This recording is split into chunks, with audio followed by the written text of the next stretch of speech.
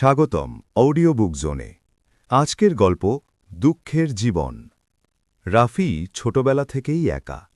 বাবা মারা গেছে অনেক আগে। মাই ছিল তার একমাত্র ভরসা। অভাব ছিল তাদের নিত্যদিনের সঙ্গী।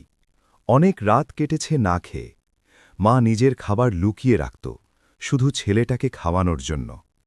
রাফি সব বুঝত, তবুও কিছু বলত না, কারণ সে জানত এই কষ্টই তাদের বাস্তব। সময় যায়, রাফি বড় হয়। জীবনের সাথে লড়াই করাই তার অভ্যেস হয়ে যায়। একদিন তার জীবনে আসে নীলা। সাধারণ একটা মেয়ে, কিন্তু রাফির কাছে সবকিছু। নীলার সাথে কথা বললেই রাফির মনে হতো জীবনটা হয়তো বদলাতে পারে। ধীরে ধীরে তাদের ভালোবাসা গভীর হয়। দুজনেই স্বপ্ন দেখতে শুরু করে, একটা ছোট্ট সংসার, একটা শান্ত জীবন। কিন্তু বাস্তবতা অন্যরকম ছিল। নীলার পরিবার রাফিকে মেনে নেয়নি। তাদের চোখে ভালোবাসার কোনো দাম নেই, দাম আছে শুধু টাকার। নীলা অনেক চেষ্টা করেছিল, কিন্তু একসময় সে হার মেনে নেয়। শেষবার নীলা বলেছিল, আমি তোমাকে ভালোবাসি, কিন্তু আমি পারছি না। রাফি চুপ করে শুনেছিল।